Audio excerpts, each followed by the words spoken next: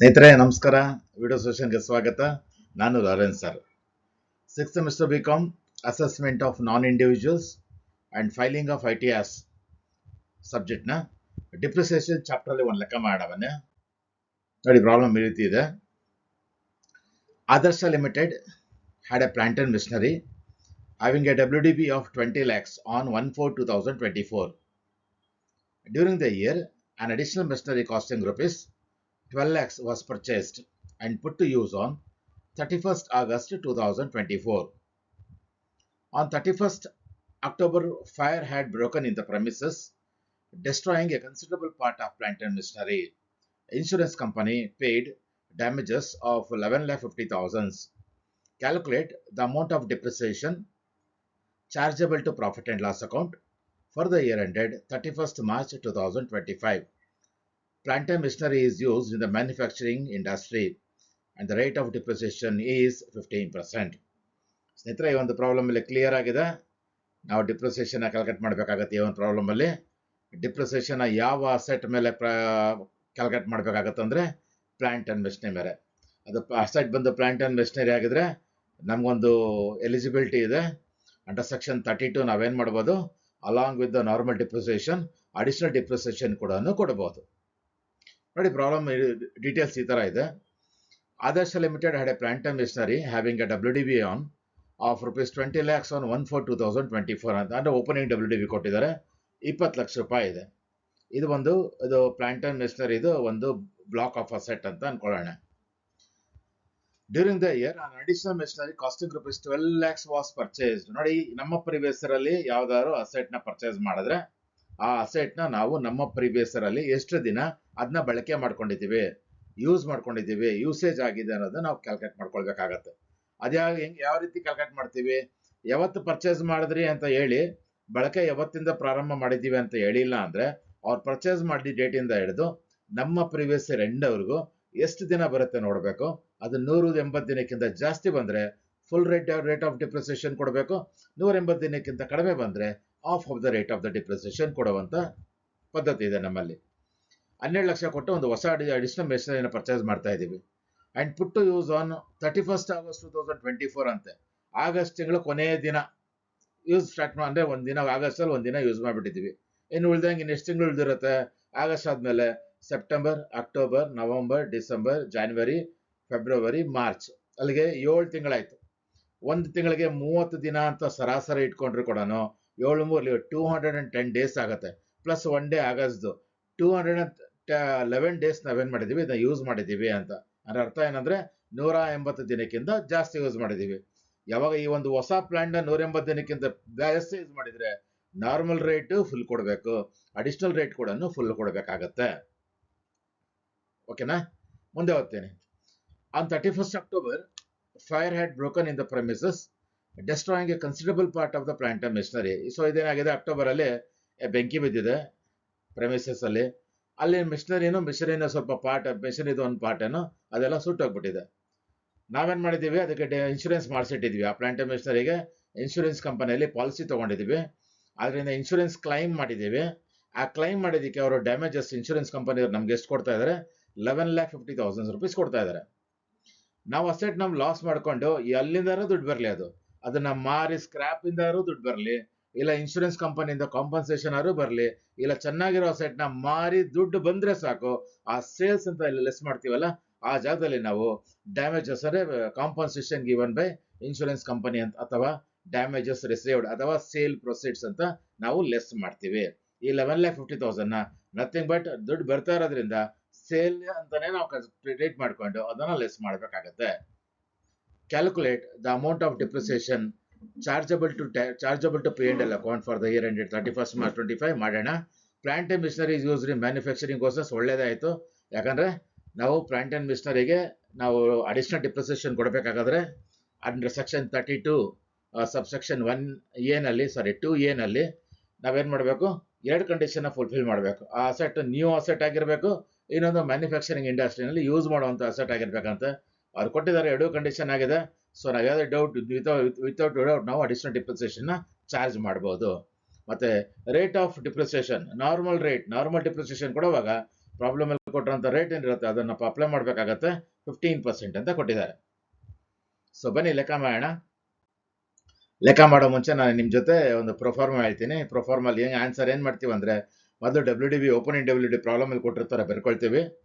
ಬರ್ಕೊಂಡ್ಮೇಲೆ ನಮ್ಮ ಈ ವರ್ಷದಲ್ಲಿ ಪರ್ಚೇಸ್ ಮಾಡಿದ್ರೆ ಆ್ಯಡ್ ಮಾಡ್ತೀವಿ, ಸೇಲ್ ಅಥವಾ ಸ್ಕ್ರಾಪ್ ಮಾರ್ಬಿಟ್ಟಿದ್ರೆ ಅಥವಾ ಇನ್ಶೂರೆನ್ಸ್ ಕಂಪನಿ ಬರ್ನ್ ಆಗಿ ಫೈರ್ ಹಾಕರ್ ಆಗಿ ಇನ್ಶೂರೆನ್ಸ್ ಕಾಂಪನ್ಸೇಷನ್ ಬಂದರೆ ಅದನ್ನ ಲೆಸ್ ಮಾಡ್ತೀವಿ.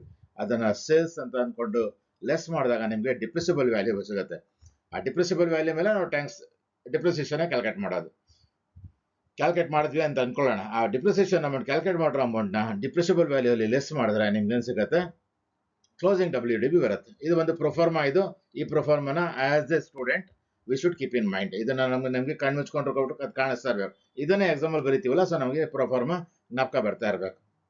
ಮತ್ತೆ ಡಿಪ್ರಿಸಿಬಲ್ ವ್ಯಾಲ್ಯೂನ ಏನು ಮಾಡ್ತೀವಿ ಅಂದರೆ, ಇಲ್ಲಿ ಬರುವಂಥ ಡಿಪ್ರಿಸಿಬಲ್ ಆ್ಯಡ್ ಲೆಸ್ ಎಲ್ಲ ಮಾಡಿದ್ಮೇಲೆ ಬಂದಮೇಲೆ ಅದನ್ನ ಎರಡು ಭಾಗದಲ್ಲಿ ಅಸೆಟ್ಸ್ನ ಎರಡು ಭಾಗದಲ್ಲಿ ಡಿವೈಡ್ ಮಾಡಿಬಿಡ್ತೀವಿ. ಒಂದು ನ್ಯೂ ಅಸೆಟ್, ಇನ್ನೊಂದು ಓಲ್ಡ್ ಅಸೆಟ್ ಅಂತ.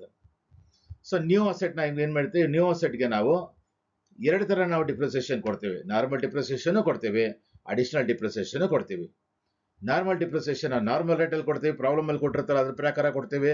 Additional depreciation according to income tax act 32 section ಪ್ರಕಾರ 20% ಫಿಕ್ಸ್ಡ್ ಇದೆ. ಆ 20% ಅಲ್ಲಿ ನಾವು ಕೊಡ್ತೀವಿ. ಸೊ ನಾರ್ಮಲ್ ಡಿಪ್ರಿಸಿಯೇಷನ್ ಕೊಡುವಾಗ ಈ ಒಂದು ಹೊಸ ಅಸೆಟ್ನ ನಮ್ಮ ಪ್ರಿವಿಯಸ್ ಅಲ್ಲಿ ಎಷ್ಟು ದಿನ ಬಳಕೆ ಮಾಡಿದೀವಿ ಅನ್ನೋದು ಇಂಪಾರ್ಟೆಂಟ್. ಯಾವುದು ನಾರ್ಮಲ್ ಅಲ್ಲ, ಈ ನ್ಯೂ ಅಸೆಟ್ ಮೇಲೆ ಇದರಲ್ಲಿ ಕ್ಲಾಸಿಫಿಕೇಶನ್ ನ್ಯೂ ಅಸೆಟ್ ಎಷ್ಟು ದಿನ ಬಳಸ್ಕೊಂಡಿದೀವಿ ಅಂದ್ರೆ ಅದು 180ಕ್ಕಿಂತ ಜಾಸ್ತಿ ಇದ್ರೆ ನಾರ್ಮಲು ಜಾಸ್ತಿ ಫುಲ್ ಕೊಡಿ, ಅಡಿಷನಲ್ ಫುಲ್ ಕೊಡಿ. ಕಡಿಮೆ ಇದ್ರೆ ನಾರ್ಮಲ್ಲು ಆಫ್ ಕೊಡಿ, ಅಡಿಷನಲ್ಲು ಆಫ್ ಕೊಡಿ. ಈ ಪ್ರಾಬ್ಲಮ್ ಅಲ್ಲಿ ಆಗಸ್ಟ್ 31 ಅಲ್ಲಿ ಅದು ಅವರು ಯೂಸೇಜ್ ಮಾಡ್ತಾ ಇರೋದು. ಸೊ ಹಾಗಾದ್ಮೇಲೆ ಸೆಪ್ಟೆಂಬರ್ 7 ತಿಂಗಳಾಗತ್ತೆ. ಸೊ 180ಕ್ಕಿಂತ ಜಾಸ್ತಿ ಅಂತ ನಾವು ಕ್ಯಾಲ್ಕುಲೇಟ್ ಮಾಡಿದ್ದೀವಿ. ಸೊ ಫುಲ್ ರೇಟ್ ಕೊಡಬೇಕಾಗತ್ತೆ. ಒಂದು ನಾರ್ಮಲ್ ಡಿಪ್ರಿಸಿಯೇಷನ್ ನಾವು if the usage is more than 180 days during the previous year, full rate of depreciation will be applicable. In case if the usage is less than 180 days, half of the rate of the depreciation should be provided. Additional depreciation allo astane, the new asset which was used during the previous year, if it is for more than 180 days or more than 180 days, so we need to give full rate of depreciation. Otherwise it will be off rate. We should provide. So old asset ಮಾಡಿದ್ರೆ normal depreciation ಮಾತ್ರ. Old asset ಅಂದ್ರೆ ಯಾವುದು? ಈ ವರ್ಷದಲ್ಲ, ಹೋದ ವರ್ಷ purchase ಮಾಡಿರೋದು, ಅದ್ರ ಹಿಂದಿನ ವರ್ಷ ಪರ್ಚೇಸ್ ಮಾಡಿರೋದು. ಅಳಿವಿಕೆಲ್ಲ ನಾವು ನಂಬರ್ ಆಫ್ ಡೇಸ್ ಯೂಸ್ ಮಾಡಲ್ಲ. ಈವನ್ 1 day ನಮ್ಮ ಪ್ರಿವಿಯಸ್ ಅಲ್ಲಿ ಯೂಸ್ ಮಾಡಿದ್ರು ಕೂಡ ಫುಲ್ ರೇಟ್ ಆಫ್ ಡಿಪ್ರಿಸಿಯೇಷನ್ ಕೊಡ್ತೀವಿ. ಸೊ ಇಲ್ಲಿ ಅದಕ್ಕೆ ಫುಲ್ ರೇಟ್ ಕೊಡ್ತೀವಿ ಅಂತ. ಇದು ಬಂದು ಇನ್ಫಾರ್ಮೇಶನ್ ಬಂದು just for your kind information, ನಿಮ್ಗೆ ಗೊತ್ತಿರ್ಬೇಕನ್ನೋದು. ಇದನ್ನ ಎಕ್ಸಾಮ್ ಅಲ್ಲಿ ಬರೆಯೋ ಅವಶ್ಯಕತೆ ಇಲ್ಲ. ಬನ್ನಿ ಎಕ್ಸಾಮ್ ಅಲ್ಲಿ ಏನ್ ಬರೆಯೋಣ, ಸೊಲ್ಯೂಷನ್ ಪಾರ್ಟ್ ಅಲ್ಲಿ ಬರೆಯೋಣ. ಹೆಡಿಂಗ್ ಬರೆಯೋಣ. ಹಾಗಾದ್ರೆ calculation of depreciation on plant and machinery. Put 3 column table.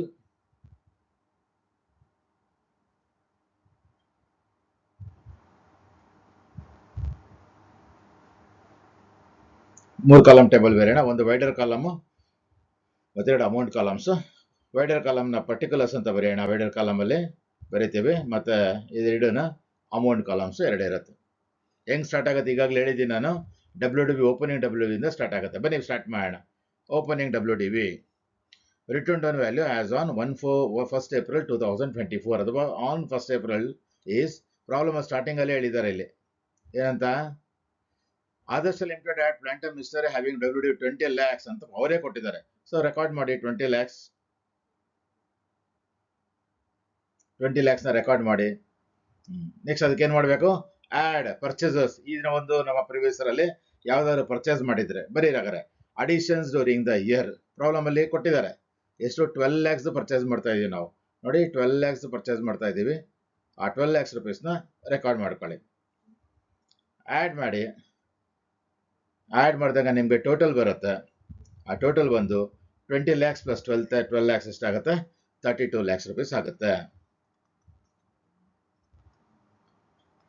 So ಈಗ ಲೆಸ್ ಮಾಡೋಣ. ಮುಂದೆ ಏನ್ ಮಾಡ್ಬೇಕಾಗುತ್ತೆ, ನಾವು ಏನು ಲೆಸ್ ಮಾಡಬೇಕು, ನಾವು ಅಕಸ್ಮಾತ್ ಏನಾದ್ರು ಸೇಲ್ ಮಾಡಿದ್ರೆ ಸೇಲ್ಸ್ ಪ್ರೊಸೆಸ್ ಲೆಸ್ ಮಾಡಬೇಕು.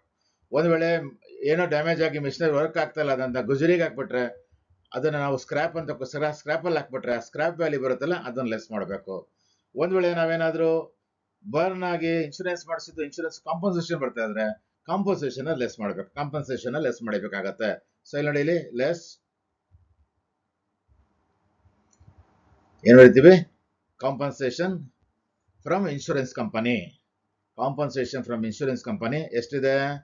ಅಮೌಂಟು 11,50,000 ಕೊಡ್ತಾರೆ. ಸೊ 11,50,000 ನಾವು ಲೆಸ್ ಮಾಡಬೇಕಾಗತ್ತೆ. ಲೆಸ್ ಮಾಡಿದಾಗ ನಿಮ್ಗೆ ಅಮೌಂಟ್ ಬರುತ್ತೆ 20,50,000 ರೂಪೀಸ್ ಬರ್ತಾ ಇದೆ. ಈ 20,50,000 ನಾವೇನಂತ ಕರಿತೀವಿ? ಡಿಪ್ರಿಸಿಬಲ್ ವ್ಯಾಲ್ಯೂ ಅಂತ ಕರಿತೀವಿ. ಸೊ ಹಾಗಾದ್ರೆ ಈ ಡಿಪ್ರಿಸಿಬಲ್ ವ್ಯಾಲ್ಯೂ 20,50,000 ಮೇಲೆ ನಾವೇನು ಮಾಡಬೇಕು?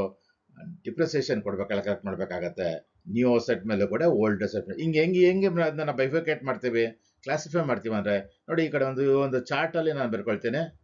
ಸೊ 20 lakhs ಡಿಪ್ರಿಸಿಬಲ್ ವ್ಯಾಲ್ಯೂ ಎಷ್ಟಿದೆ ಅಂದರೆ 20,50,000 ಇದೆ. ಹೊಸ ಅಸೆಟ್ ವ್ಯಾಲ್ಯೂ ಎಷ್ಟಿದೆ? 12 lakhs ಇದೆ. ಸೊ 20,50,000 ಅಲ್ಲಿ 12 lakhs ಲೆಸ್ ಮಾಡಿಬಿಡಿ. ಎಷ್ಟಾದ್ರೂ ಬರಲಿ ಅಮೌಂಟು, ಅದನ್ನ ಓಲ್ಡ್ ಅಸೆಟ್ ಅಂತ ಟ್ರೀಟ್ ಮಾಡಬೇಡಿ. ಸೊ ಲೆಸ್ ಮಾಡಿದಾಗ ಎಷ್ಟು ಬರ್ತಾ ಇದೆ ಇಲ್ಲಿ? 20,50,000 ಮೈನಸ್ 12 lakhs 8,50,000 ಬರ್ತಾ ಇದೆ. ಸೊ ಬನ್ನಿ ಹಾಗಾದ್ರೆ ಡಿಪ್ರಿಸಿಯೇಷನ್ ಕ್ಯಾಲ್ಕುಲೇಟ್ ಮಾಡೋಣ ಬನ್ನಿ. ಸೊ ಇಲ್ಲಿ ನಾರ್ಮಲ್ ಅಸೆಟ್ ಅಥವಾ ಅಡಿಷನಲ್ ಡಿಪ್ ಎರಡಕ್ಕೂ 12 ಲಕ್ಷ ತಗೊಳ್ಬೇಕು. ಓಲ್ಡ್ ಅಸೆಟ್ ಮಾಡುವಾಗ 8 ಲಕ್ಷ ತಗೊಳ್ಬೇಕು. So less first new asset ನ ಕ್ಯಾಲ್ಕುಲೇಟ್ ಮಾಡೋಣ. Depreciation for new asset plant and missionary. Normal depreciation calculate ಮಾಡೋಣ. ಎಷ್ಟು ಅಮೌಂಟ್ಗೆ ಕ್ಯಾಲ್ಕುಲೇಟ್ ಮಾಡಬೇಕು? ಪ್ರಾಬ್ಲಮ್ ಇಲ್ಲಿ ಇಲ್ದಂಗೆ ಇಲ್ಲಿ ನಾವು ಕ್ಯಾಲ್ಕುಲೇಷನ್ ಮಾಡಿ 12 lakhsಗೆ ಮಾಡಬೇಕು. 12 lakhs ಇಂಟು ಎಷ್ಟು ಪರ್ಸೆಂಟ್ ಪ್ರಾಬ್ಲಮ್ ಕೊಟ್ಟಿರೋದು? 15% ಕೊಟ್ಟಿರೋದು. ನಾರ್ಮಲ್ ರೇಟ್ನ ನಾವು ಯಾವತ್ತೂ ಕೂಡ normal depreciation normal rate problem ಕೊಟ್ಟಿರೋದಲ್ಲ ಆ ರೇಟಲ್ಲಿ ನಾವೇನು ಮಾಡ್ತೀವಿ? ಕ್ಯಾಲ್ಕುಲೇಟ್ ಮಾಡ್ತೀವಿ. ಅದನ್ನು ಮಲ್ಟಿಪ್ಲೈ ಮಾಡಿದಾಗ ನಿಮಗೆ ಅಮೌಂಟ್ ಎಷ್ಟು ಬರ್ತಾ ಇದೆ ಅಂದರೆ 1,80,000 ರೂಪೀಸ್ ಬರ್ತಾ ಇದೆ. ಬನ್ನಿ ಅಡಿಷನಲ್ ಡಿಪ್ರಿಸಿಯೇಷನ್ ಕ್ಯಾಲ್ಕುಲೇಟ್ ಮಾಡೋಣ ಅದೇ ರೀತಿ. ಯಾಕಂದರೆ ಇದು ಪ್ಲಾಂಟ್ ಅಂಡ್ ಮಿಷನರಿ ಆಗಿದೆ, ಅದೆಲ್ಲ ಕಂಡೀಷನ್ಸ್ನ ಫುಲ್ಫಿಲ್ ಮಾಡ್ತಾ ಇದೆ. ನ್ಯೂ ಅಸೆಟ್ಟು ಇಂಡಸ್ಟ್ರಿಯಲ್ ಇರೋದ್ರಿಂದ ಇಂಡಸ್ಟ್ರಿ ಮ್ಯಾನುಫ್ಯಾಕ್ಚರಿಂಗ್ ಇಂಡಸ್ಟ್ರಿಯಲ್ ಯೂಸ್ ಮಾಡ್ತಾ ಇರೋದ್ರಿಂದ ಎಲಿಜಿಬಿಲಿಟಿ ಇದೆ. ಅದೇ 12 lakhsಗೆ ನಾವು ಅಡಿಷನಲ್ ಡಿಪ್ರಿಸಿಯೇಷನ್ ಕೊಡಬೇಕು. ಅಕಾರ್ಡಿಂಗ್ ಟು ದ ಆಕ್ಟ್ 20% ಕೊಡಬೇಕಾಗತ್ತೆ. ಯೂಸೇಜ್ ಎಷ್ಟಿದೆ? ಮೋರ್ ದ್ಯಾನ್ 180 days ಇದೆ, 211 ದಿನ ಯೂಸ್ ಮಾಡಿರೋದು. ಸೊ ಅದನ್ನು ಮಲ್ಟಿಪ್ಲೈ ಮಾಡಿ ನಿಮ್ಗೆ ಸಿಗುತ್ತೆ 2,40,000 ರೂಪೀಸು ಅಡಿಷನಲ್ ಡಿಪ್ರಿಸಿಯೇಷನ್ ಬರ್ತಾ ಇದೆ. ಹಾಗಾದ್ರೆ ಇನ್ನು ಯಾವ್ದು ಮಾಡ್ಬೇಕು? ನಾವು ಓಲ್ಡ್ ಅಸೆಟ್ ಮಾಡಬೇಕು. ಬನ್ನಿ ಓಲ್ಡ್ ಅಸೆಟ್ ಬಿ ನಂಬರ್ 2 ಅಂತ ಬರೆದು depreciation for old plant and ಮಿಷನರಿಗೆ ಕ್ಯಾಲ್ಕುಲೇಟ್ ಮಾಡೋಣ. ಅದು ನಾರ್ಮಲ್ ಡಿಪ್ರಿಸಿಯೇಷನ್ ಕ್ಯಾಲ್ಕುಲೇಟ್ ಮಾಡೋಣ. ನಾರ್ಮಲ್ ಡಿಪ್ರಿಸಿಯೇಷನ್ ಮಾತ್ರನೇ ಕೊಡೋದು ಓಲ್ಡ್ ಅಸೆಟ್ಸ್ಗೆ. ನಾವು ಎಷ್ಟಿದೆ ಓಲ್ಡ್ ಅಮೌಂಟ್ ಇಲ್ಲಿ? 8,50,000 ಇದೆ. So 8,50,000 into normal rate is given in the problem. Normal rate is 15%. multiply the numbers. The product will be, ಅದನ್ನು ಪ್ರಾಡಕ್ಟ್ ಆನ್ಸರ್ ಮಾಡಿ ಕ್ಯಾಲ್ಕುಲೇಟ್ ಮಾಡಿದಾಗ ಎಷ್ಟು ಬರುತ್ತೆ? 1,27,500 ಬರ್ತಾ ಇದೆ. ಸೊ ಅಲ್ಲಿಗೆ ಎಲ್ಲ ರೀತಿಯ ಒಂದು ಡಿಪ್ರಿಸಿಯೇಷನ್ ಕ್ಯಾಲ್ಕುಲೇಟ್ ಮಾಡಿದಾಗಿದೆ. ಅದನ್ನು ಇನ್ನರ್ ಕಾಲಮ್ನ ಕ್ಲೋಸ್ ಮಾಡಿ ಟೋಟಲ್ನ bring it to the outer column. ಹೊರಗಡೆ ಕಾಲಮ್ ತೊಗೊಂಬನ್ನಿ ಟೋಟಲ್ನ. ಅದು 1,80,000 ಎಲ್ಲ ಟೋಟಲ್ ಮಾಡಿದಾಗ ನಿಮಗೆ 5,47,500 ರೂಪೀಸ್ ಬರ್ತಾ ಇದೆ ಟೋಟಲ್ ಡಿಪ್ರಿಸಿಯೇಷನ್. ಡಿಪ್ರಿಸಿಯೇಷನ್ನ if you deduct it from depreciable value ಇಂದ ಡಿಪ್ರಿಸಿಯೇಷನ್ ಟೋಟಲ್ ಡಿಪ್ರಿಸಿಯೇಷನ್ ಲೆಸ್ ಮಾಡಿಬಿಟ್ರೆ ಯು ವಿಲ್ ಗೆಟ್ ಒಂದು ಫಿಗರ್. ಆ ಒಂದು ಅಮೌಂಟ್ ಬರುತ್ತೆ 15,02,500 ರೂಪೀಸ್ ಬರುತ್ತೆ. ಇದನ್ನು ನಾವೇನಂತ ಕರಿತೀವಿ ಅಂದರೆ WDV as on 31st March 2025 ಅಂತ ಕರಿತೀವಿ. ಅದರಿಂದ ಏನಂತ ಬರೀತೀವಿ ನಾವಿಲ್ಲಿ? Return down value on 31st March ending ಡೇಸಲ್ಲಿ ಎಷ್ಟಿತ್ತು ಅಂದರೆ 15,02,500 ರೂಪೀಸ್ ಇದೆ. ಸ್ನೇಹಿತರೆ, ಈ ಒಂದು ಪ್ರಾಬ್ಲಮಲ್ಲಿ ವ್ಯಾಲ್ಯೂ ಆಡೆಡ್ ಅಂದರೆ ನಿಮ್ಗೆ ಜ್ಞಾಪಕ ಇರಲಿ, ಒಂದು ವೇಳೆ ಏನಾದರೂ ನಮಗೆ ಪ್ರೀವಿಯಸ್ ಇಯರಲ್ಲಿ ಅನಾಹುತಗಳಾದರೆ ಬೆಂಕಿ ಆಯಿತು, ಇಲ್ಲ ಓವರ್ ಕರೆಂಟ್ ಬಂದು ಓವರ್ ಕರೆಂಟ್ ಮಿಷನರಿ ಬ್ಲಾಸ್ಟ್ ಆಯಿತು, ಮಿಷನರಿ ಕೆಟ್ಟೋಗ್ಬಿಡ್ತು, ಮೋಟರ್ ಸುಟ್ಟೋಗ್ಬಿಡ್ತು, ಅದೆಲ್ಲ ಅಂದಾಗ ನಾವು ಇನ್ಶೂರೆನ್ಸ್ ಮಾಡಿಸಿರ್ತೀವಿ. ಮತ್ತೆ ಒಂದು ಅಕಸ್ಮಾತ್ ಇನ್ಶೂರೆನ್ಸ್ ಪ್ರೈಸ್ ನಮಗೇನೋ ಕಾಂಪನ್ಸೇಷನ್ ಅಂತ ಬಂದರೆ ಅದನ್ನು ಇಲ್ಲಿ ಸೇಲ್ಸ್ ಜಾಗದಲ್ಲಿ ನಾವು ಕನ್ಸಿಡರ್ ಮಾಡಿ ನಾವು ಡಿಪ್ರಿಸಿಯೇಷನ್ ಕ್ಯಾಲ್ಕುಲೇಟ್ ಮಾಡಬೇಕಾಗತ್ತೆ. ಸ್ನೇಹಿತರೆ, ಈ ಒಂದು ಪ್ರಾಬ್ಲಮ್ ನಿಮ್ಗೆ ಅರ್ಥ ಆಗಿದೆ ಅಂತ ಭಾವಿಸ್ತೇನೆ. ಮುಂದಿನ ವಿಡಿಯೋ ಸೆಷನಲ್ಲಿ ಮತ್ತೊಂದು ಪ್ರಾಬ್ಲಮ್ ಜೊತೆ ನಿಮ್ಮ ಜೊತೆ ಭೇಟಿ ಆಗ್ತಾನೆ. ಅಲ್ಲಿವರೆಗೂ ನಮಸ್ಕಾರ.